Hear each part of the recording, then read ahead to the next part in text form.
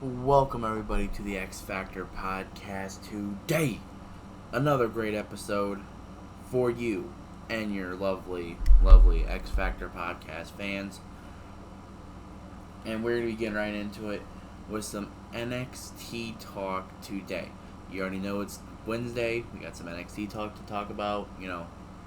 I think that's really all I got really much for today. But like talking about NXT and stuff. But coming soon though, Madden 24 content will be coming out. I will be doing like a regular Madden rebuild where I play the games, preseason, all that type of stuff, which will be coming out very soon. And I have a poll out to see what team I'm gonna rebuild. Y'all go check that out. Y'all vote. I only have one vote in so far, so I would like to get in a couple more votes just to make it more official. But if we get anywhere near a tie, I will pick between the tie. So, or we can just do a revote with the tie. Like I said, my Twitter is XFactorNG5654. Any hot takes, anything you thoughts about the content video, what I should do better, anything like that, you should always at me on my Twitter, XFactorMG5654, or just look up X Factor Podcast. I'll have a picture of Kurt Angle with glasses. So, that's what really my Twitter account is for. Any updates on the podcast or anything, thoughts on anything, hot takes, always come to me for professional wrestling or NFL football or college football. Either way, it is all right there, right in front of you. And I'll be making more football content once we get closer to the football season. I know preseason's going on right now, which I would talk about the other day on the podcast. So, let me know though. Should I start live streaming my podcast on Spotify or the Twitter Space stuff or anything like that, and I'll just record what I say and put it on the videos? If y'all want that, let me know in the comments or whatever. So we're gonna get right into it though. By the way, if I ever get any sponsorships to anything, Sprite sponsor me. I will sponsor that stuff. I'll make it sound like the best thing in the world. So Sprite, cheers. All right, the annual morning Sprite drink sip. We're gonna get right into it. The first match of the night, Ilya Dragunov versus Trick Williams. Ilya Dragunov. I'm rocking the beard. I am rocking everything for Ilya Dragunov. I am on the Ilya Dragunov train where I want him to win the title. So I'm gonna be on a little bit of that hype train for the next month or so. But Trick Williams got a new theme. It felt the vibe going right into it when they're all screaming "whoop that trick" with Booker T in the background, hyping it up a little bit. That was like sick. That was like some of the best shit ever. The match overall though, it was pretty damn good. Trick Williams, when I first started watching NXT a little over a year ago, it was right after WrestleMania is when I started watching NXT. I, watched Trick Williams. Did not like him. I just thought, he was... I thought about what everyone else thought. That he was just Carmelo Hayes' bag holder kind of thing. Now that they're trying to bring him in singles and do something with him, you can see the talent right there. Like, he is good. And I even said last night on my Twitter that he is going to be a major star in the company. And if no one sees it, then they're blind, He can talk.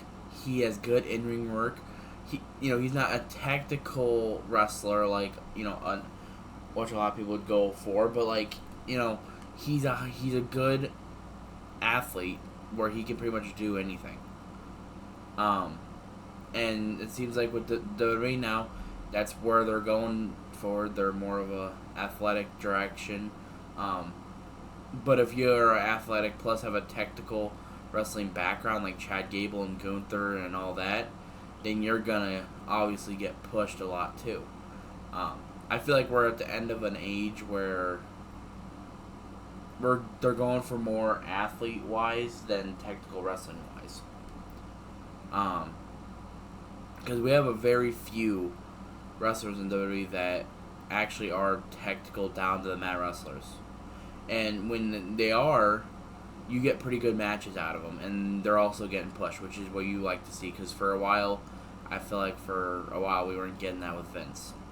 And then, you look at AEW. I'm not trying to compare either one, but like AEW, they got so many technical wrestlers. It's like not even funny. It's like everywhere you turn, you see like Bryan Danielson, Claudio Castagnoli. The list keeps going down, like more down. So overall, it's just all, it's just all there. So, the match, Ilya Dragunov, Triple Williams, easily one of the best matches that we're probably going to get this week on wrestling. It'll probably be up there for match of the week. It'll be in contention, so I already got a few matches in mind based off yesterday and today. But the next match, Ivy Nile versus Ava. Not really much happened in this match. It was for the time that the short time they got. I felt like it was all right. Nothing special. It was just an all right match. It was deep, and I don't think for the little time we had, I can't really judge on Ava's work. Ava Raine, The Rock's daughter, of course. People are trying to like judge her and see like what's good, what they need to fix or whatever. Things we haven't had much time with her in the ring. That's the thing. Like she has very minimal time in the ring since she's been with Schism, and with Joe Gacy and all that. And when she is in the ring, it's not the best. I feel like there's some work that she can get in there, which getting better and getting help and getting more work in is not a bad thing. It's just saying you need to improve in a couple things. And plus, she just started about a year or two ago, so there's nothing you can really say. Like, if she was like wrestling like 13 years in the company, and that's all she was bad, then yeah, I would have a different perspective on it. But like, she's just starting into the company, and so I'm gonna give her a break for now, at least. I do feel like we'll get a switch where she actually does some, where she actually gets a little better in the ring, and then we get some good time and quality matches out of her. As of for Ivy Nile, though, I feel like Ivy Nile is one of the best women wrestlers, and I'm gonna go on a huge cliff saying that because she is such a good technical wrestler. It's hard not to push her because everything she does in the ring is pretty good. And, with her size and everything, she's able to do a lot of things too. So, after the match, she took out a bunch of people from Schism, and 2 people took Ava, and they went away. And her pretty much saying that they're gonna, that she knows where to find her, kind of thing. So, later on, though, after that, it was more of a, when Ivy Nile finally found her, it was the Creed brothers that were with Ava, so they let Ivy Nile take care of Ava and kidnapped her. The Rock's daughter joined the cult and got kidnapped. The Rock's family is deteriorating right in front of our eyes. His daughter just got kidnapped and joined a cult, and where the hell is The Rock? Isn't The Rock supposed to be like the Superman? Isn't he supposed to be like the guy that always helps and protects his family? Like, what the hell, man? You're not going by your song. So, that is one way to put it. So, we did get a little bit of a backstage segment with Wesley and Ilya Dragunov after Ilya Dragunov got his good victory. Um, Ilya Dragunov pretty much saying that he's going after whoever's NXT champion. Well, he was pretty much more focused on Carmelo Hayes. Let's just be honest here, but because he didn't think Wesley was actually gonna win, which I don't think a lot of us did really think that was gonna happen. So they kind of teased Ilya Dragunov versus Wesley. They kind of did. They kind of didn't. Maybe a plant a seed for down the future.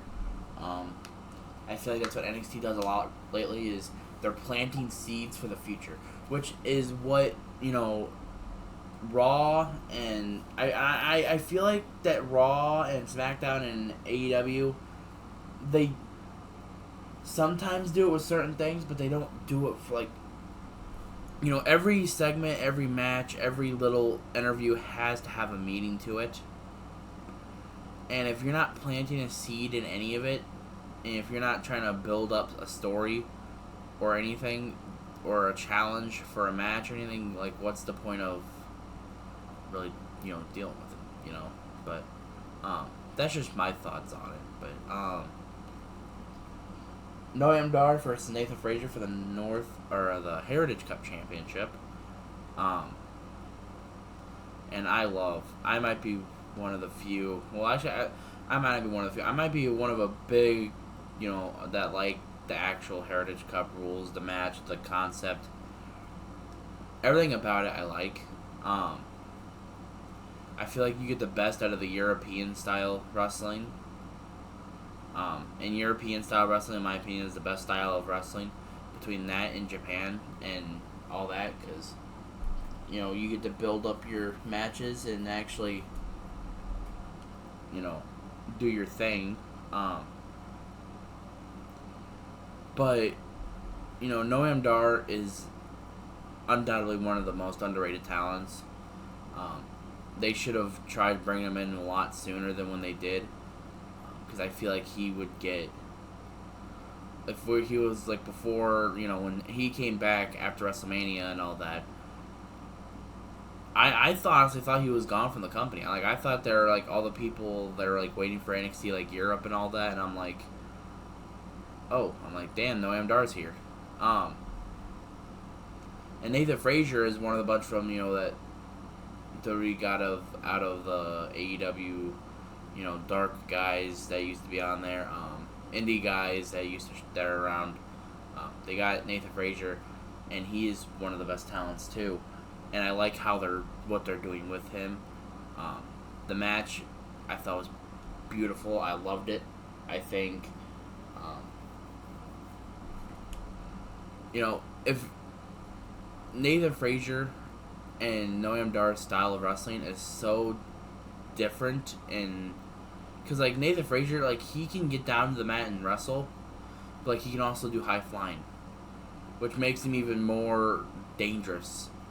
And Noam Dar, he can do a little bit of of high flying with his down in the mat style of wrestling. And Noam Dar, like I said, he is one of the most underrated talents in WWE. But in regards to the match, I feel like the match was really good. Noam Dar ended up with the win in the final round, because it was tied. So Noam Dar was able to clutch one in at the end. I feel like it was the wrong winner. I feel like it was the wrong winner. It's pretty much, I think Nathan Frazier should have won this one. But as I said, I don't know what they're gonna do next. Obviously they're trying to do something with Dabba-Kato and Tyler Bate, but overall I just don't know what they're. So we're just gonna have to wait to see next week. And like I said, cliffhangers are some of the best things that's gonna help wrestling get to its next, to their next 20, 30 years, is cliffhangers, because that's what everyone wants to see, as a cliffhanger, see what's going to happen next week type of thing, which I feel like every week's like a cliffhanger, so, or every day in that matter.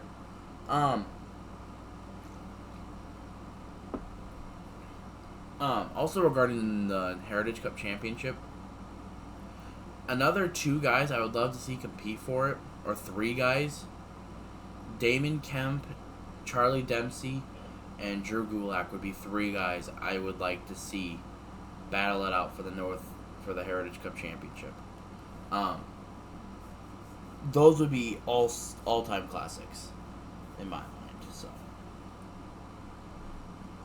now we get into Tiffany Stratton's little segment where she talks about being the best champion, NXT Women's Champion, and tried saying Becky Lynch. She was a better NXT champion than Becky Lynch, even though Becky's never been the NXT Women's Champion.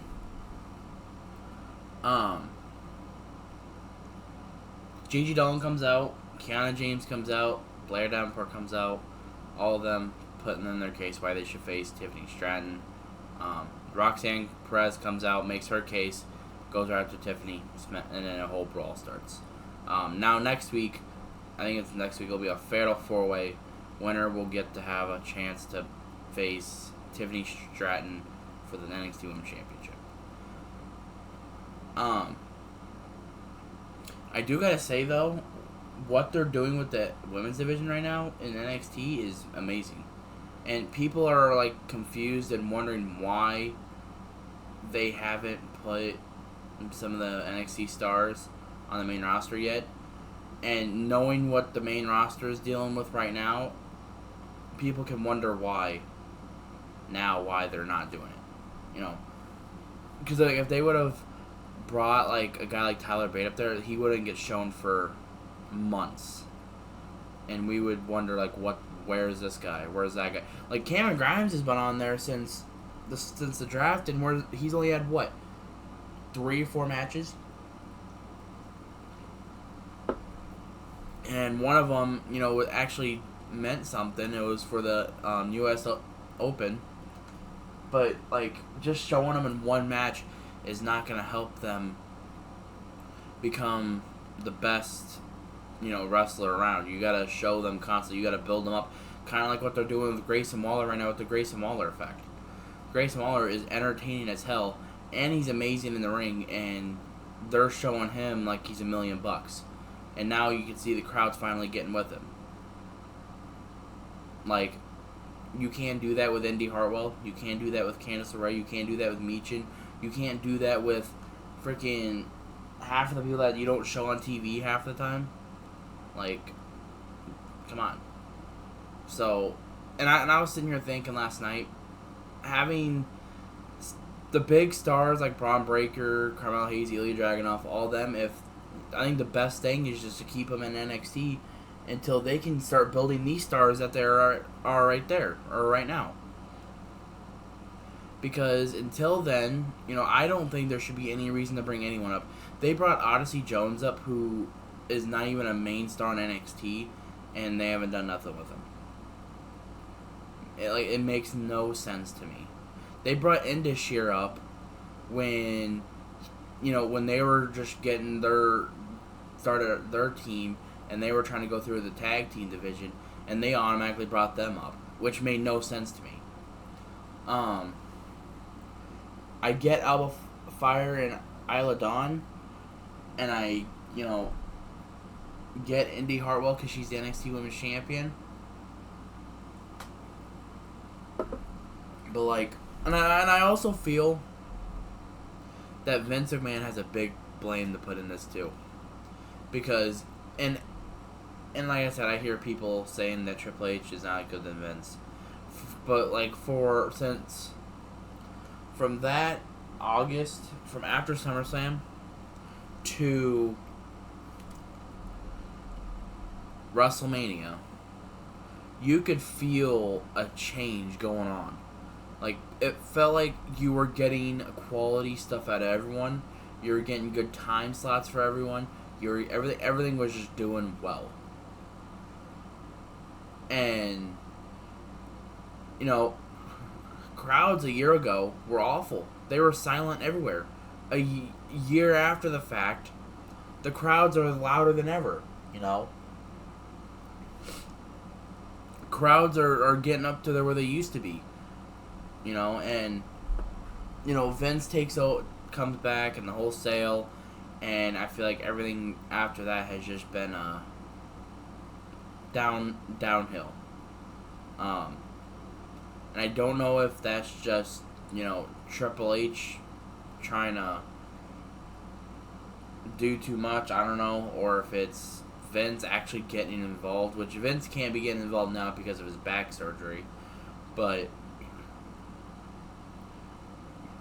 all I say is that Triple H better be picking up the pace, otherwise those board of directors at Endeavor are going to take him out and put someone new in there. And right now, if it ain't Triple H booking the main roster, it has to be Shawn Michaels.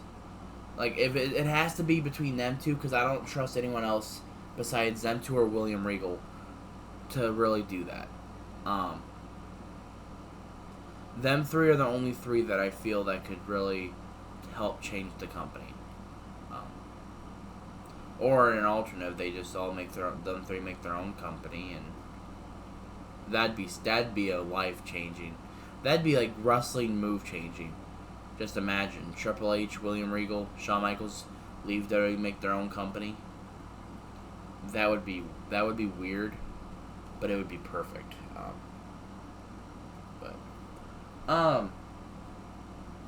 Going right into it though. Dom and Rhea versus Lila Valkyria and Dragon Lee. I feel like we all know how good Rhea, Lyra, Dragon Lee is. And I'll get into Dom here in a second, but it's pretty bad that Rhea has to go to NXT just to get a good quality time match for, just for a regular match. This is the longest match she's had since she's become champion. Which is sad. Because they need to be building up some, and that also shows that Shawn Michaels is doing something good here. Because he's doing, because he's the one booking stuff in NXT, of course. And I feel that with Shawn, he can get the best out of everybody. I feel like with Shawn, he knows a good talent, and when there's something wrong, he'll try to fix it. It feels like he just doesn't give up on you. Like, there's been a lot of guys, like Dana Brooke. People were saying for months that, there's no reason for Dana Brooke to be around. She's bad, all that. And now, she goes to NXT, and Shawn Michaels hasn't given up on her. He's given her, anything that she could really use right now. So, that's pretty much. But I also think, though, when it comes to bringing stars up to the main roster, they should at least have some sort of an agenda to go by if they're going to go up there. Like, you should at least have one, title win. Like, if you haven't won any titles, then why do you have, like, a good agenda? Because, like, you can be, like, a former NXT champion and, like, show. That's how it really used to be. Like, former NXT champions, when they, lose it, usually they come up to the main roster. Which I feel like we all thought that with Braun Breaker, but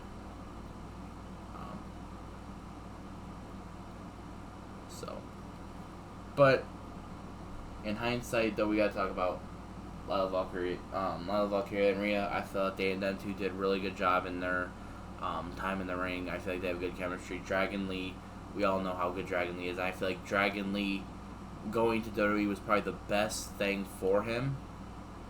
And I know, he's an AEW guy, or he was from AEW and all that. But, like, going to WWE is probably the best thing for him, because now, like, he is one of the biggest stars in NXT. And I don't think he would have gotten that in AEW. He'd just be part of the Trios division. So,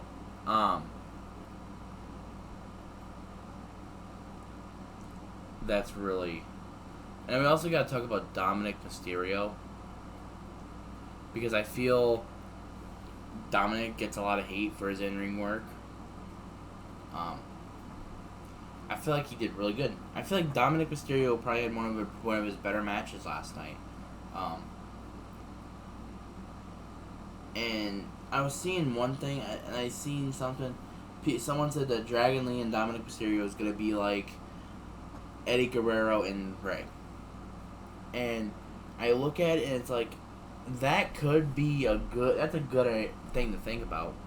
Because Eddie and, Ray were rivals at one point, became good friends. Dominic, he right now he has that Eddie Guerrero type, in him, and Dragon Lee, of course, Rey Mysterio type in him. It fits the mold kind of. So, but I just have to put in how good Dominic was. I think Dominic Mysterio had a freaking amazing showing out last night. We're supposed to get Baron Corbin versus Von Wagner, which obviously we did not get. It came into like a whole brawl, and then Braun Breaker came out and speared Von Wagner. With a shirt saying "best spear in the business," which he pretty much shoulder tackled him, but it looked freaking. It looked like he like destroyed him. So. I don't know what's going to go on with Baron Corbin and Von Wagner now. I don't know if it's just going to be Von Wagner and Braun or Braun Breaker and Corbin. I don't know. They're doing a little bit of a thing with the 3-man right there, but so going into our main event, Carmel Hayes versus Wesley. It was the first time in NXT history that we got 2 African Americans going for the NXT title, with also African American announcer and an African American referee. So all that just in last night's main event. I know it's just one of those little minor things to really look at, but that's a pretty cool thing to see. So. The match, you could see it had a big fight feel. Especially before that, they planted the seeds for Trick Williams to turn on Carmel Hayes, which I've been saying for the last, since I started on this platform that he is going to turn. And he's going to do it. He is eventually going to turn on him. And y'all going to sit there and say, no, no, no. But at some point, a friend got to turn on a friend because of jealousy. That's just the logical thing of the business. Jealousy is one of the biggest things when it comes to wrestling. And you're going to get it either way. But the match with Wesley and Carmel Hayes, I feel like this has probably been their best one, singles match. Because, last year they were going for the North American title. Now they're going for, the NXT title. A good showing coming out of both of them. The table spot was amazing. That was like absolute good shit right there. The ending though was, I feel like, there wasn't really much. There was like false hope at the end, kind of, and then it just like ended in like a split second. But there was a really awkward bad landing with Wesley when he had to go dive at Carmel Hayes at the end, and looked like he hit his head at the barricade, and it looked nasty. So Carmel Hayes ended up with the win, his first win without Trick Williams on his side, and I don't know what holds left for Carmel Hayes, but hopefully we get at least one more match out of that, so that'd be cool. Like I always say on this page, like I always say, X Factor MG5654 is the Twitter. Hot takes, thoughts on the video, what I need to improve on. There's my Twitter. I will put it in the description below. Anything, like that. But y'all stay tuned in for tomorrow's episode. We'll be talking about AEW Dynamite. We'll be talking about preseason week 3, the last preseason before we go into the regular season. Y'all stay tuned for that. So y'all have a good day.